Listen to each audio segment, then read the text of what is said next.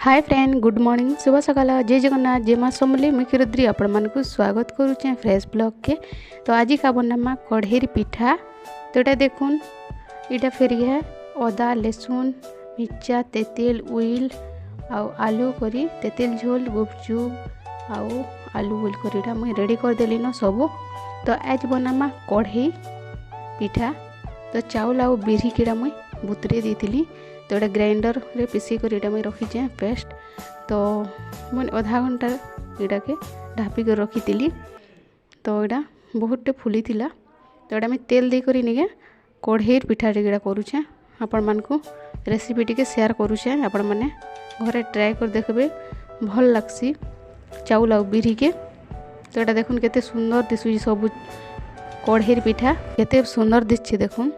बिरी आउ चाउर पिठा भल लागसी, केक भलिया फुली जेतीसी केते डेंग देखबे। तो देखुन भल लागले लाइक शेयर सब्सक्राइब कमेंट करेंगे। बाय।